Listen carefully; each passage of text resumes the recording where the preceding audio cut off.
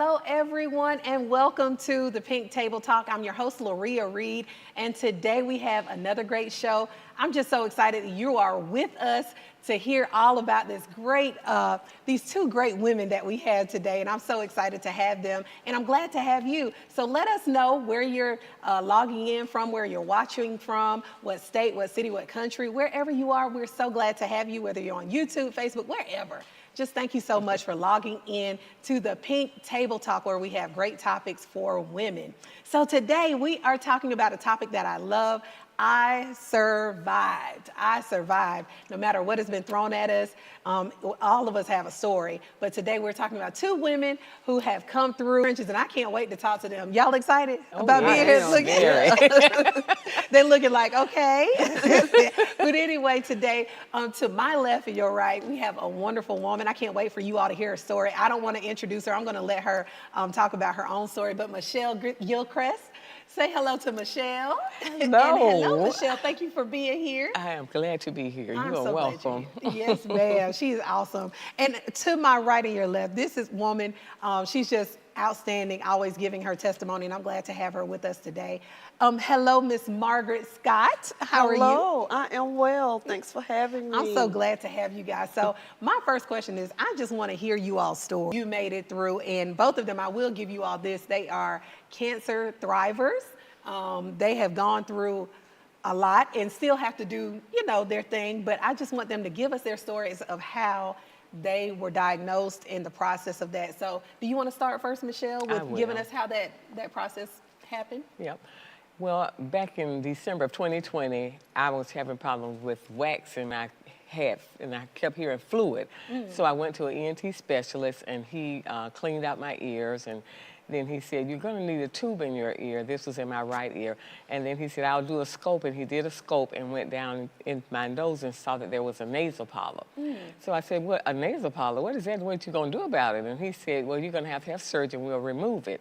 And I said, okay. But to make a long story short, he sent it to the pathologist, and it came back malignant. So I was actually diagnosed with stage 4 cancer. And it was just threatening. And I verbally heard God tell me, he said, don't worry, don't fret, get on that prayer line. This was on Tuesday, March the 10th, and my birthday was the next day. He said, get on the prayer line and acknowledge me in advance and let them know that I'm going to heal your body. And I said, thank you. I've actually heard that. It frightened me at first. I was like, is that you, Lord? And I was because if God took care of stage 4 cancer, he's going to take care of these side effects. Yes, I'm just blessed to be here and grateful to God for doing just what he said he would do, heal my body. And I stood on that. That was just it. He said he was going to do it. He did it. I believed it, and it was done. Wow. Isn't that amazing? It's amazing. God is amazing. I mean, it's nothing that he can't do, and we are so grateful. I mean, stage 4, that's awesome. Yes, I didn't even know I had stage 4 until after I had been through the surgery and everything. And I asked my doctor, I said, so what? Well, I said, what? Wow. It was, oh my God. God is amazing. He is. Wow. He is. Wow. So Margaret, look, we already got somebody about to make us run around the room. What about you? Look, we're going to be shouting before this whole Pink Table Talk is over. Praise God. Yes. Actually, I went for my well check in 2000 to my gynecologist, and you do your full exam. And when we was doing the breast exam, he asked me, had I felt anything? And I said, well, no. He said, well, there's a lump in your breast. And he said, as a matter of fact, you wouldn't have never felt it if you wasn't lying down, not in the shower. And so he said, we're not going to do anything. We're not going to rush. We'll come back in 30 days. And if it's still there, we'll do a mammogram. So I was like, okay, one thing I'm thankful for is knowing to take my well exams every year. Went home 7 days because I already knew how to pray, so I didn't start because he said he found something in the lump. And I remember on the 7th day when I got ready to get on my knees to get ready to pray, and I would always cross my hands over my chest because I knew my concern was the lump. And before I even began to pray, a cool breeze came through my room, and God spoke to me just like I'm talking to you right now, and he said, The lump is still there. It's going to be cancer, but it's not for your death. This journey that you're about to take is going to be for somebody else, and it's not for you. Kind of eased me because I knew that. And so when I went back, of course, it was there. They scheduled the mammogram. At 29 years old, the doctor was already kind of a little like, this doesn't happen to anyone this age. And that thus started my journey from the mammogram to the surgeon. And thankfully, at my age, they had planned all of this chemo, radiation. I ended up only with 4 cycles of chemo. I did what we call 35 days of radiation, which is every day. And the week before my birthday, I was declared completely cancer-free. And I was grateful knowing that not only did I go to my doctor, but I did follow up. Most definitely. Wow. Wow. So we have 2 awesome testimonies already on how God can heal and how he takes you through a process. And that's what I want to talk about next, because I know we're looking at you now. You look great. You know, everything went well. But I want to talk about the reality of the fear that may set in. And what do you do about when you start feeling that, okay, God told me he's going to do something, but you still have to go through the process of healing. And I think a lot of times we talk about the beginning and the end, but we never talk about the middle. So Michelle, do you mind telling me how was the fear level with having to go through the cancer treatments? And you got a word from the Lord, as you said earlier, but what and how did you combat that? What I did was, that's in Jeremiah 8:10, the joy of the Lord is my strength. And every time, and I kid you not, the devil would come to me, oh, you don't feel good today. I thought you said you was going to be, oh, no. I said, devil, go find somebody else to play with. The joy of the Lord is my strength. God is he's doing just what he said he was going to do. So go play with somebody else. And I kept saying that. And I still say, even when I tell people, people are sick and that, I'll say, don't worry about it. Just repeat this scripture, the joy of the Lord is my strength, and joy just come all over me. I was frightened. I mean, I would never, I was on the side of praying for people that had cancer, and to wear those cancer shoes wasn't no joke. So I had to have something, and that's exactly what I did. The joy of the Lord is my strength, and I hung to that and never let it go. And it calmed me down. It really did. I mean, it just made me feel like, okay, my daddy got me. I don't have to worry about all this foolishness. I don't worry about it. Wow. And I didn't. That's awesome. Radiation and chemo. And that means every day you going, except for the weekend. So I said, okay. Wow, that's amazing. What about you, Margaret, the fear factor? For me, even on that day when I prayed, God dropped in my spirit, which is to this day my favorite scripture, Jeremiah 29:11. And 2 words that just resonated in my spirit that I kept saying was hope and a future. I was not in a fear mode because God had told me I was not going to, because I wanted to let the doctors know, well, I'm going to live from this. This is going to be fine. I'm going to be okay. I walked through the journey. Thankfully, the side effects from even the chemo and radiation did not affect me like it affected other people. But it was once I got to the other side of the journey that when I looked back, I realized that I had been sick. My doctor told me, he said, you have 2 choices with this, Margaret, and I'm just going to tell you up front. So you have to make the decision. 1, you're going to trust your doctors, and you told me you believe in God. You're going to go through this, and you're going to live. Or 2, you're going to wonder in your mind, why did this happen to you? Where did it come from? What's going to happen next? And he said, you will worry yourself into an early grave. Wow. He said, but I think I already know what your decision is because you said God told you that you were going to live. Yes. Wow. Amen. Wow. This is so good. I'm like, man, we looking at 2 testimonies y'all make, because this is awesome. If you have a friend that may be going through, it doesn't necessarily have to be cancer. If it is, that's awesome. You can send it to them. If it's something else, if they're going through something, please send this video to them and share it on your pages. So somebody needs to hear this encouragement today. I think that this is some good stuff. So my next question is, how important, I know some people have, I like to say sometimes family members break down and they have you fear for more than you are actually. So can you talk about your family support, family friend support, and did they come in encouraging you, or did you kind of had to encourage yourself, or how did that family support help you? My family was very supportive. As a matter of fact, my daughter actually made a T-shirt that says "Faith Conquers," and then she made. She had 2 boxing gloves that she put "Faith Conquers" on. That's what she gave me for Christmas, and it was just awesome. She and my husband both would take turns in taking me to the doctor, so they treated me like I was a queen, you know. And my sister, my brother, everybody just, you know, they just wrapped themselves around me. I mean, it was amazing, and that was so important, because when you're going through something like that, you need family support. You need to see love. We know that God loves us, but that human awesome. So my family was very supportive, very That's supportive, very. And I love Faith. Faith. What is that? I can't remember the artist's name, but Faith Conquers, that song. Kelly Price, and that song is awesome. Oh my God, I just kept singing it and listening to it, and that's where my daughter got the idea to make me a T-shirt, and she made all of us, my granddaughter, myself, and her, and we took pictures with Faith Conquers on there. It was awesome. So just the family support is very important. Yeah, it is. It really is. Very It important. really is. What about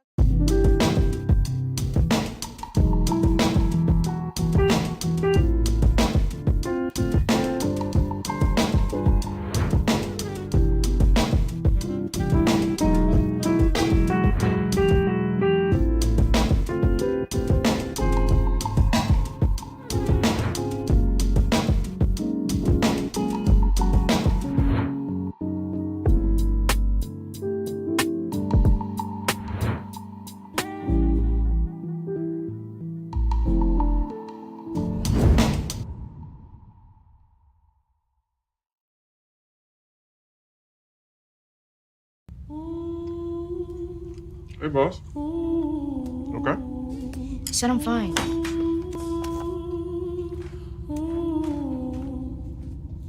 Put me to bed, see you in the morning. With the frosted Superman, but it wasn't on it. And we lost it. You can talk to me. It's been really, really hard for me.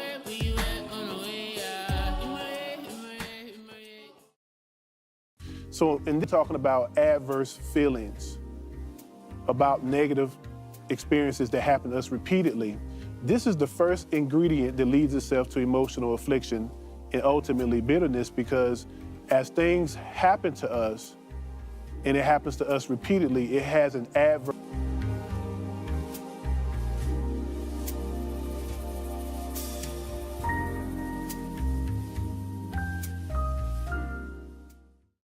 What about you, Margaret? You know, during that time, what I really found out, which I knew before then, that family is more than just your DNA. That's true. It's truly That is your very DNA.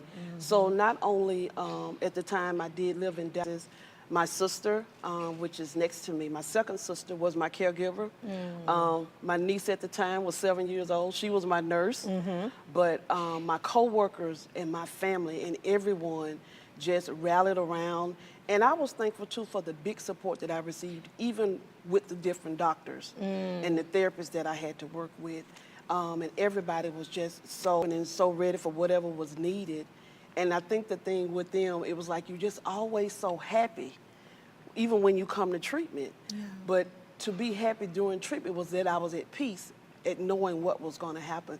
But I had support from, because I come from a very large family. So I had support from one side of the United States to the other, you know, from all the way over here to Georgia and in between. So the love and the support just was always there, even with my classmates. So everybody rallied around me at that time. That's awesome. I love it. I love it. And I know we have a lot of caregivers who are watching as well. And we have friends who go through illness and sickness and different things. So I just want to ask, on the opposite side, how can we support? What can we do when we have friends who may be going through their cancer scare or their cancer bout or their treatments? Is there something specific that we can do on our side to encourage you, to help you, to make you feel normal, not ask you every 5 seconds? You know, what is it that we can do to make you feel better? And because sometimes I think that the caregiving side gets the because we're worried and we're scared and we probably are more terrified than you because we're not actually going through it. But what can we do to support you?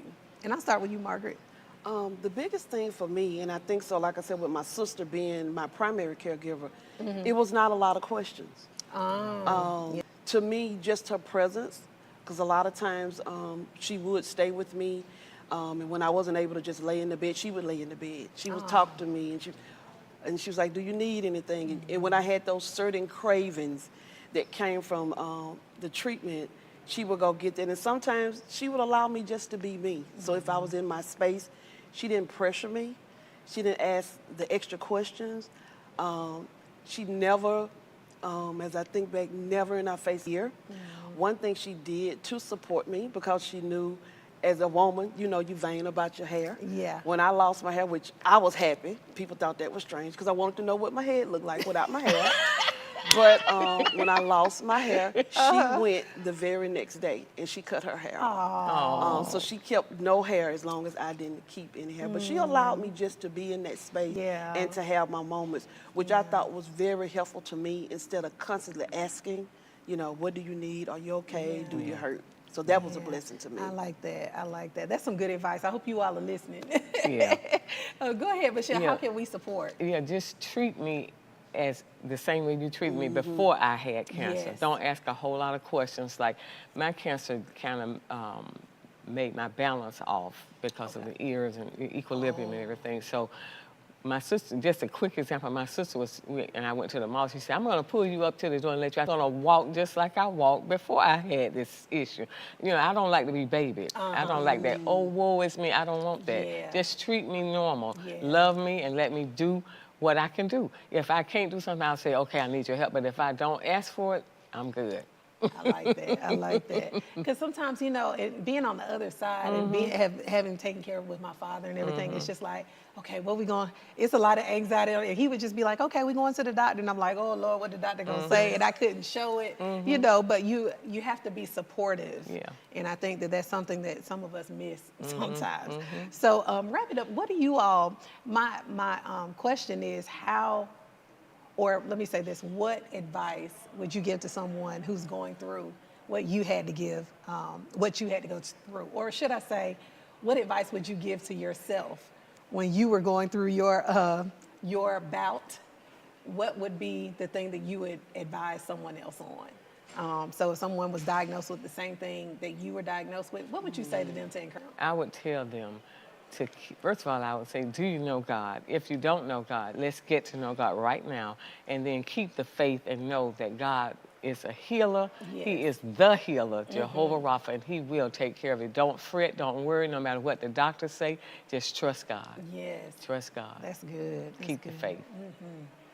And what about you, Margaret? I would tell them, you know, this journey is not to the death. God always keeps His promises. And His promise is hope and a future. Continue to lean on Him, but be obedient, not only to His word, but what the doctors are telling you. And when you're not feeling your best, it's okay to say it's not a good day. That doesn't mean that you've given in, that you've stopped fighting, or that you think it's the end. But it's okay on those days when you have those moments to say, "To good day." I like that. I like that. Yeah. If I click a link, can it install a virus into my whole computer and shut my computer down? Yeah, it's very possible for that to happen. In that case, you can do something as simple as you can take it to Best Buy and they can kind of like clean, you know, your computer. They can install some kind of like a McAfee.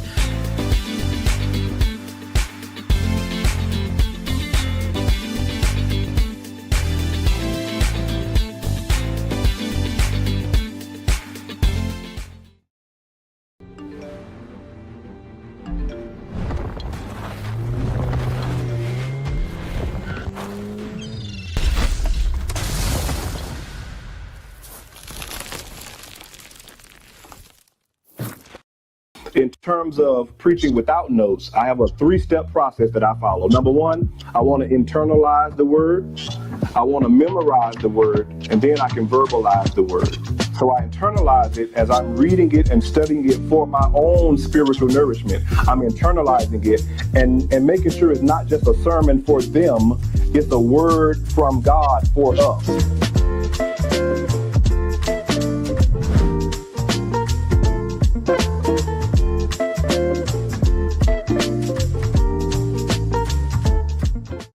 Okay, so with all of this being said, what do you believe God was trying to teach you, or what did you learn through this process of going through a sickness? Okay, well, what I learned, I feel like I need to share what happened to me and let people know that God is a healer, and that if you're going to trust God and know, spread his word so that people will know that God will do just what he told you he would do, or what he said he would do. He will heal your body, and that's it. Yeah.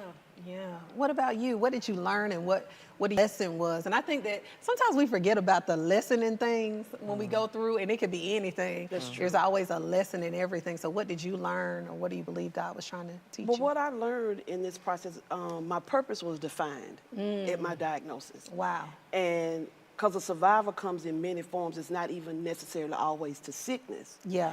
That God had created me to be a motivator and a supporter.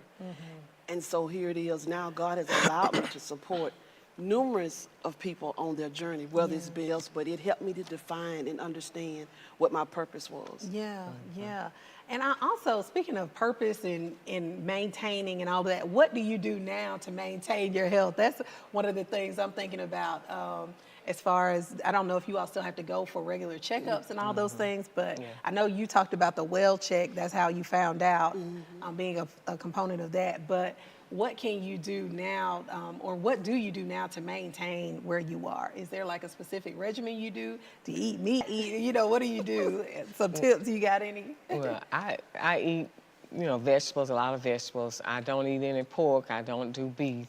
I watch what I eat. I even watch what I drink. Water, a lot of water, not a whole lot of juice with a lot of sugar in it, because that's not good.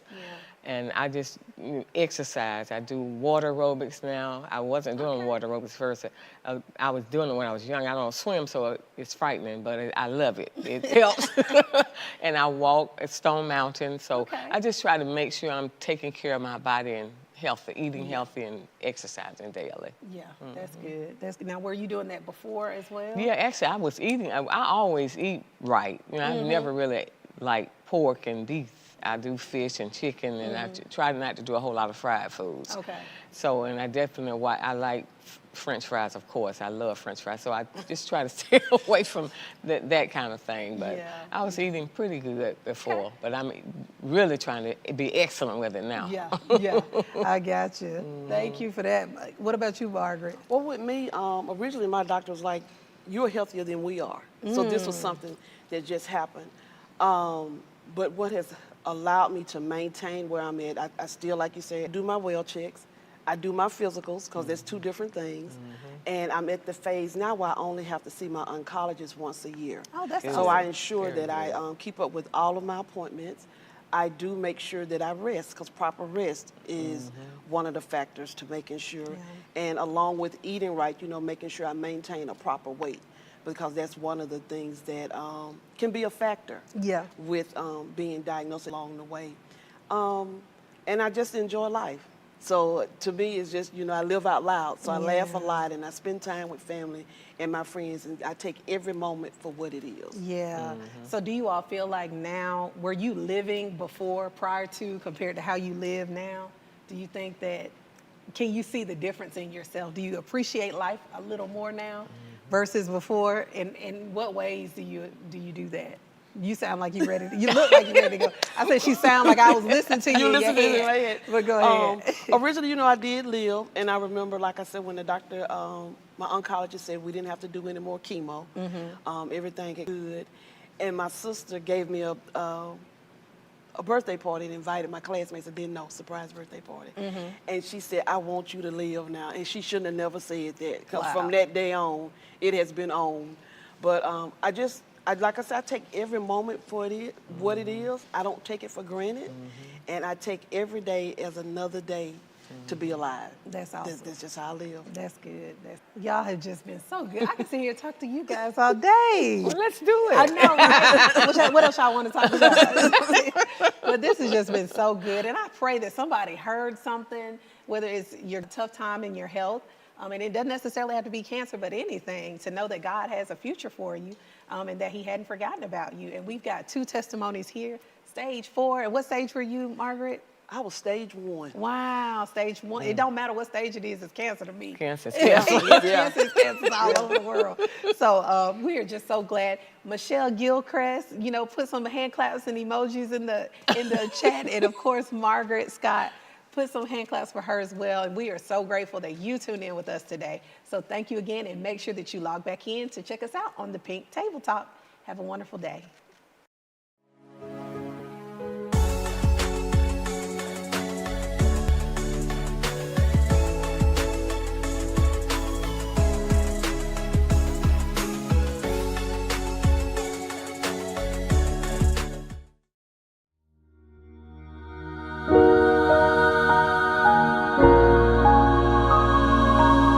Thank you.